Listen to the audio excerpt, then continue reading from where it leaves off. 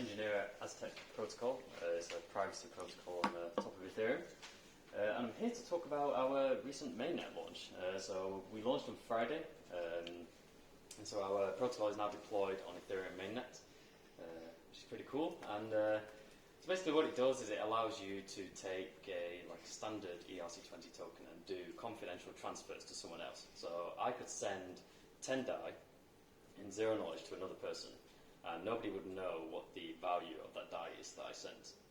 So that's what Aztec does. It enables confidential transactions on chain. That's Aztec 1.0. So to put our money where our mouth is, we put 10,000 DAI into Aztec in the system on Monday, I think this was, just to prove our confidence in the system and to show an example of what you can do with this. And you can see the actual transaction on Etherscan.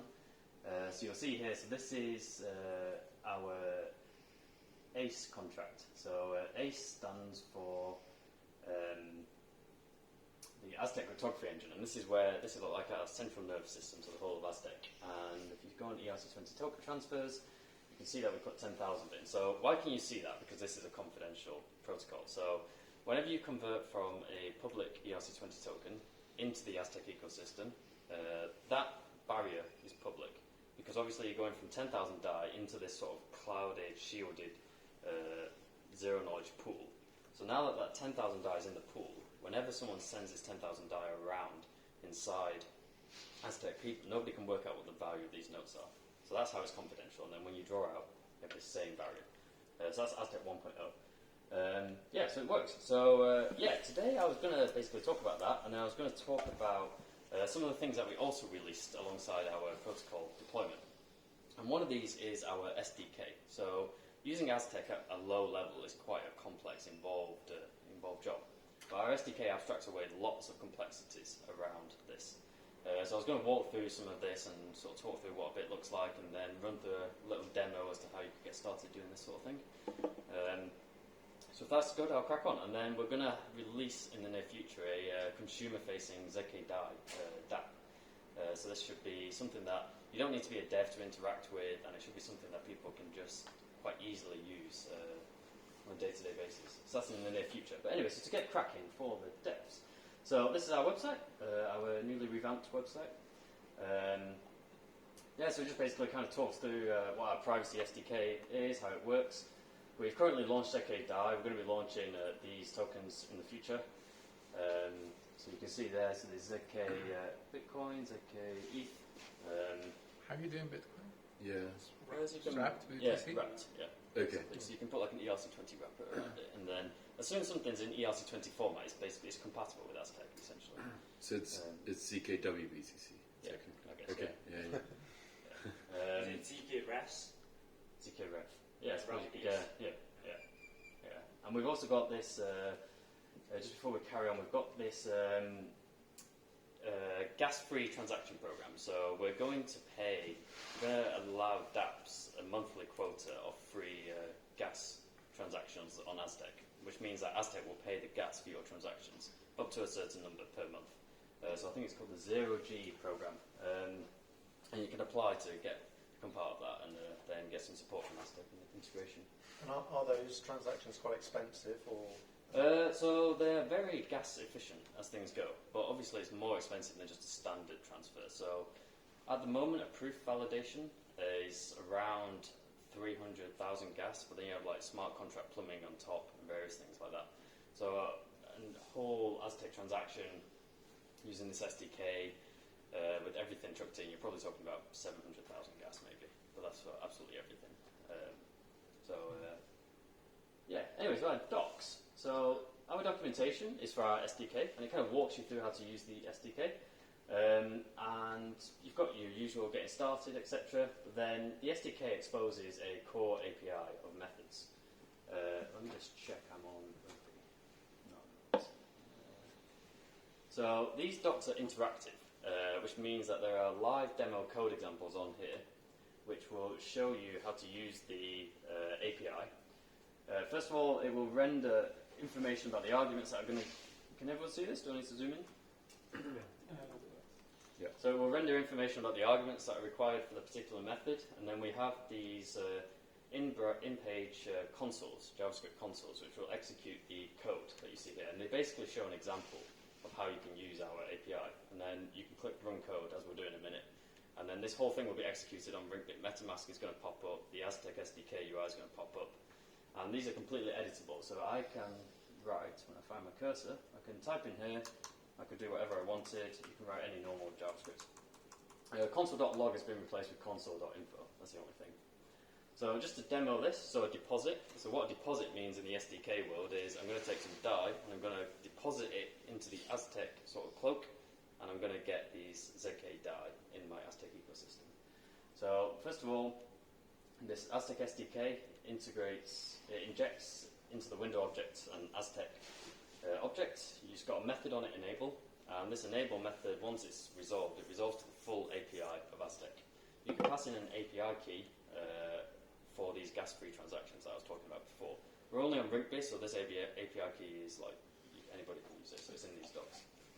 I'm then going to grab the particular ZK asset that I'm interested in. So in this case, it's ZK Dai. So I'm giving it the address of some deployed ERC20 on Rinkbit in this case, and I'm going to grab that asset.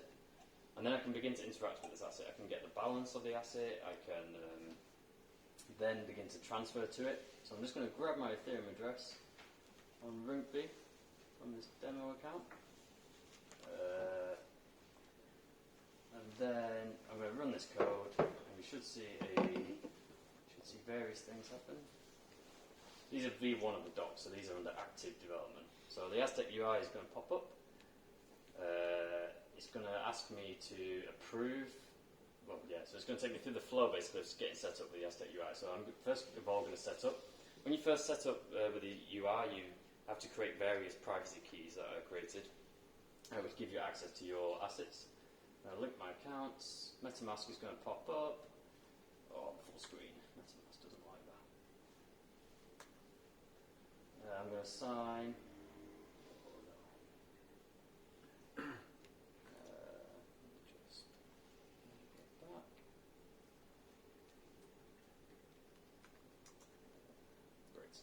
Okay, so signature received. Now I'm going to send this transaction, and the UI will talk you through exactly what's going on. So first of all, I've signed to say that my Dai can be used in this manner. It's now going to try and relay the transaction via the gas station network. That's what we use to abstract away gas. And once it's done that, it's going to create me an account. Now we're on Rinkbit, obviously, so this is going to take time. Oh, there we go. Cool.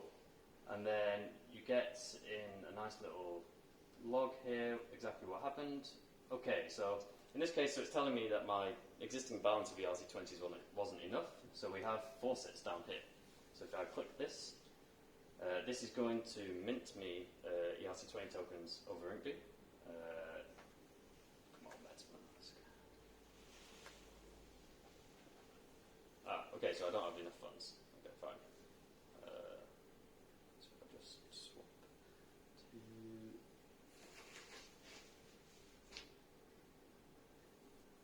Cool. I'm just going to refresh that.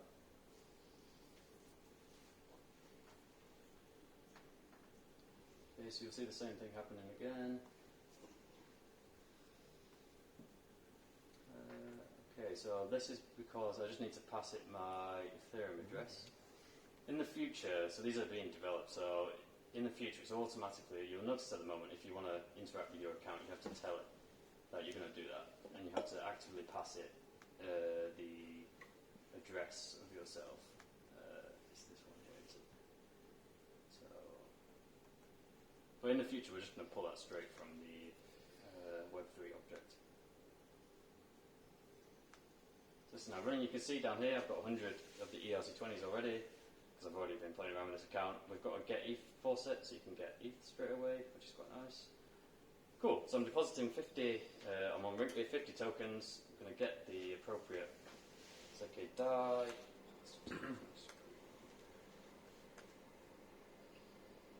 Just confirm that MetaMask transaction. So now it's going over Rinkbit, so it might take a few seconds for it to be mined. Basically, this happens for every single method in our API, so all the various different things. So this is now done, I can send it. So to creating the proof, it'll walk you through what's happening. So zero-knowledge proofs, whenever you do anything in Aztec, the first thing is it creates a proof that attests to the correctness of the transaction that you're doing. It then gets signed. We're signing to say that DAI can be spent in this way.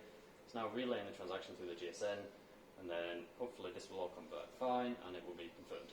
And so basically every API method has got this, and so not all of them do as involved things as depositing things. That you've got like helper functions such as finding the balance of things. You've got stuff to do with notes. So a note is the fundamental representation of value in the Aztec system. It's like the fundamental, it's a UTXO model. We call a UTXO a note. So a note has various methods on it as well. So basically you can go on any of these that you want and just play around with the UI. You can code, demo, you can decide whatever you want in here and run it. So those are the docs. So that's how you get started with Aztec. And then last thing I was going to show is that so you can do this on mainnet because we are now launched. So I'm going to fire up. We have a SDK starter kit, which you can see. Just click past it here. So you don't need to do this now, but just in the future. If you go to the Aztec protocol GitHub, and then we've got this repo SDK starter kit. Simple to get started. I've launched this before, I think. So I think I already have this running. Yes, I do. So on my local host.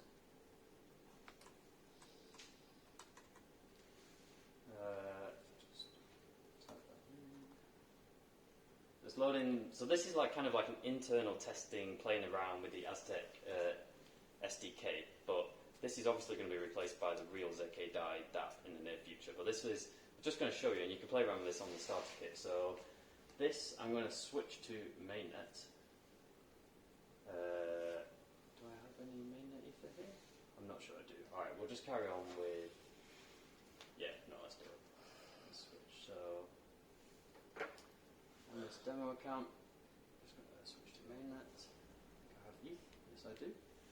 Okie dokie. So, now I'm just going to grab... So, ZK DAI, this is the address of ZK DAI, ZK asset detailed. We're in the process of making this a bit more informative, and you'll be able to see it. The contracts are verified on Etherscan, so you can see ZK DAI, but ZK asset detailed is what you're looking for just right now. We just need to rename that. And then, so yeah, so the Aztec SDKs you just saw is popping up, but are now on mainnet. So this is happening in real time on mainnet.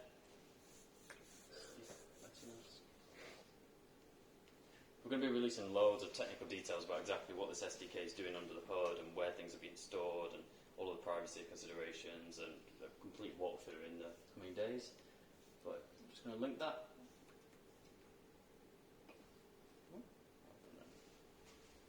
Firefox isn't playing well with pop-ups these days.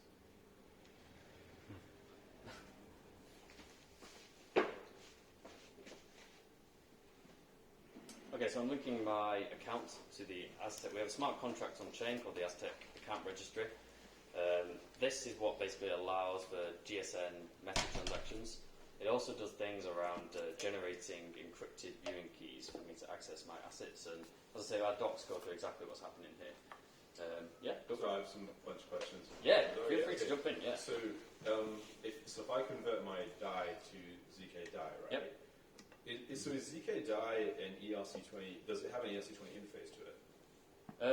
It has something similar. It has something very similar. We've called it. It's our standard. We've come up with. We called it ERC. I think it's 1724. It's either 1723 or 1724. It's basically got a very similar interface to an ERC20, but a lot of the words are prepended by confidential. So it has, instead of transfer, it's got confidential transfer. Instead of transfer from, it's got confidential transfer from. Instead of approve, it's got confidential approve. What about balance off? So each ZK asset does have there is a total supply associated with each ZK asset. But I need to go back to the, okay, perfect. So that worked. Let me just, let me jump back to that in there. I'll just finish this. So, yes, I'm just giving it the ZK DAI address. So this is just an internal testing app, but I'm going to try and deposit some tokens. So I'm going to deposit, at the moment, just for a technical scaling factor reason, I have to put in something that is 100 times greater than what I'm going to put in. But this is going to be completely abstracted away when the app comes out. So I'm just going to submit that. And then the usual stuff will happen. Do transaction. MetaMask is going to pop up.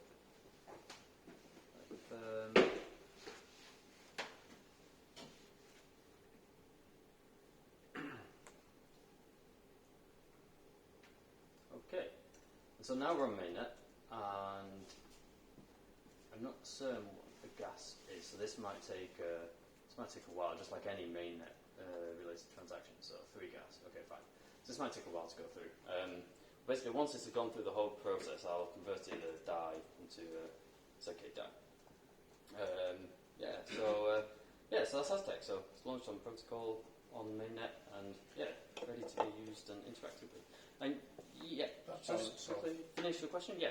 So balance off. So ACE. So all of the tokens that are transferred are stored in what we call ACE, the Aztec cryptography engine.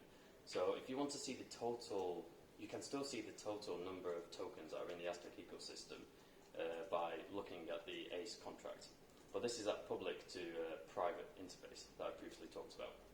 In terms of the total balance of a ZK asset, there is not like a public identifiable measure for that. Right. I mean, and there is no. I mean, I can't look at the balance of a given address, obviously, because that's confidential. That's exactly. That's what I was getting. Exactly. So you'd be able to see. So this is a good point. So there's Aztec 1.0, which is what this is, and then what Aztec 1.0, we are tackling confidentiality. So all of the values of these UTXOs are encrypted. They're obscured. Nobody else can see them. But the addresses are still public. So you can still go through and find Ethereum addresses. And they have notes associated with them stored in Aztec. So you know that people have some sort of zero-knowledge asset. But we're going to be moving over the foreseeable future. We're going to be developing Aztec 2.0. And Aztec 2.0 is Plonk. So we came up with a new type of, in a collaboration, we came out with this ZK-snark called Plonk. And Plonk will allow for both confidentiality and anonymity.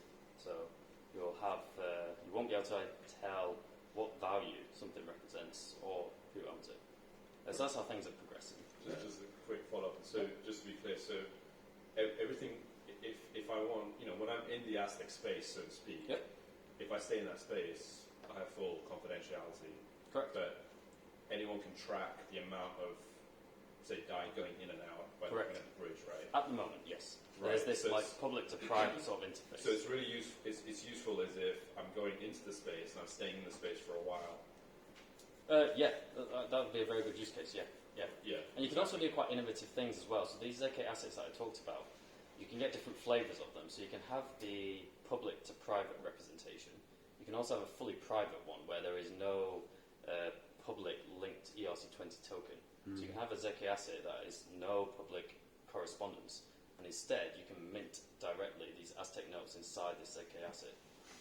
So an interesting maybe use case for this, or a way of implementing this, is if you've got a conventional banking system, if somebody transfers funds to a banking provider using the existing privacy infrastructure that's around banking transfers, that provider could then mint Aztec notes inside the ZK asset, so you maintain your privacy throughout.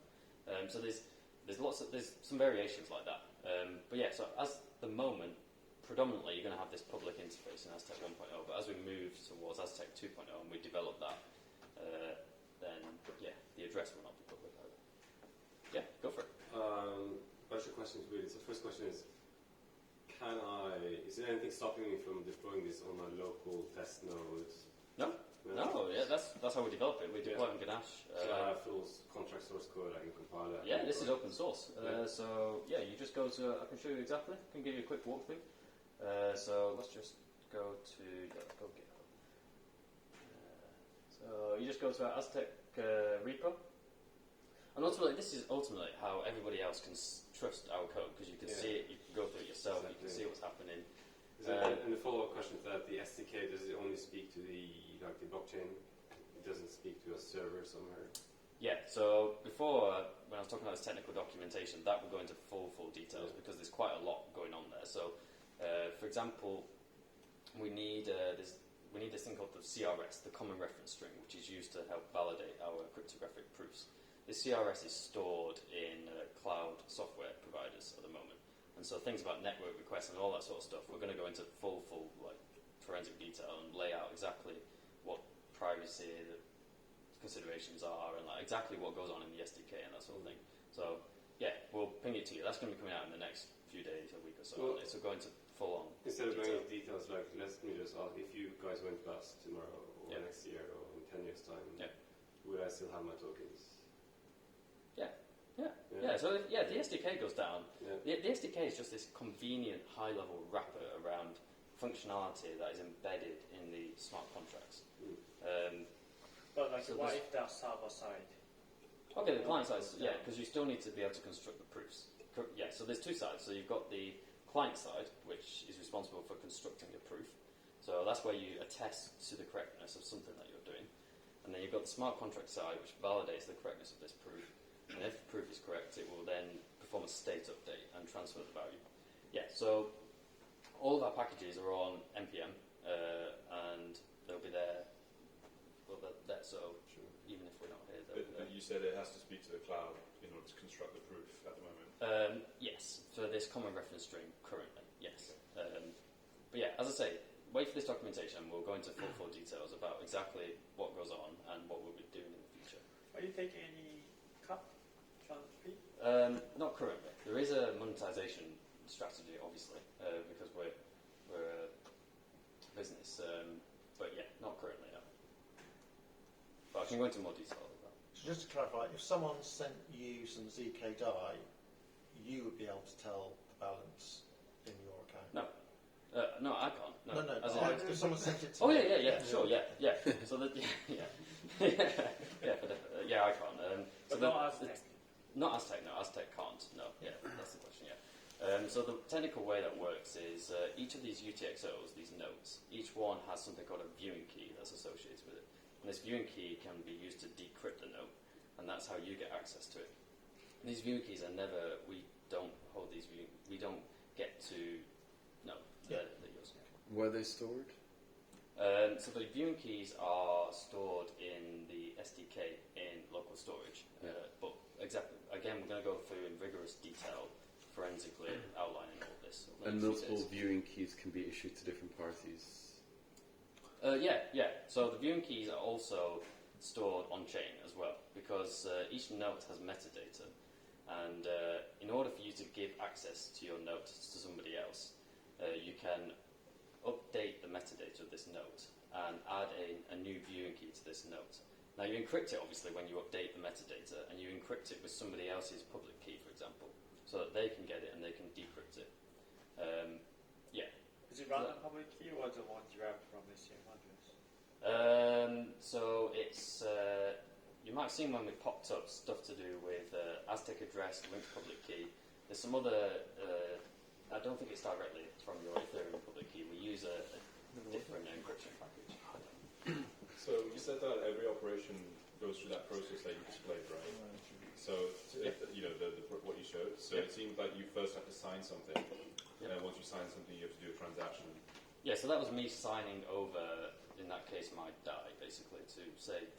I see. Okay. It was just because you were going from public to Aztec. But even if I'm just going Aztec note to Aztec note, I still have to sign over my notes to say you have permission to spend my notes. So you'd always have to do a signature and then a transaction after that. Yeah, effectively. I see. Okay. I'm trying to think if there's a flow where that might not be the case, but that's the dominant case. Yeah. You can also approve a smart contract to act on your behalf.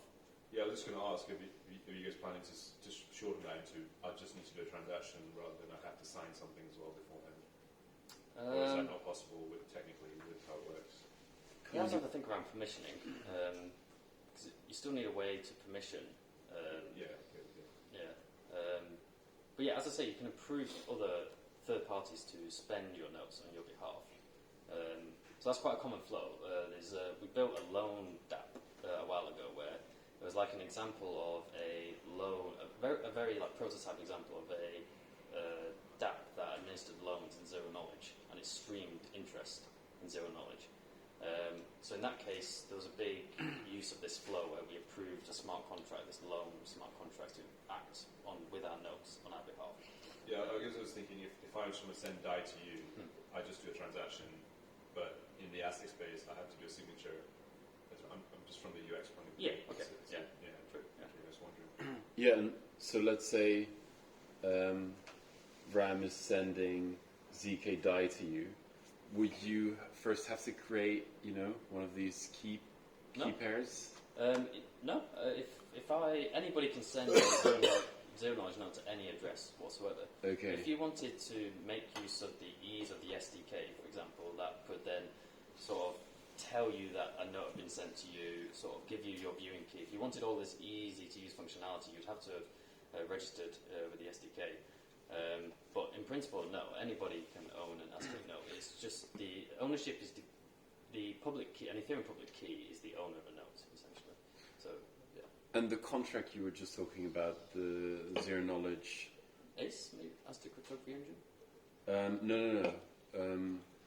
The example in the question before from RAM is...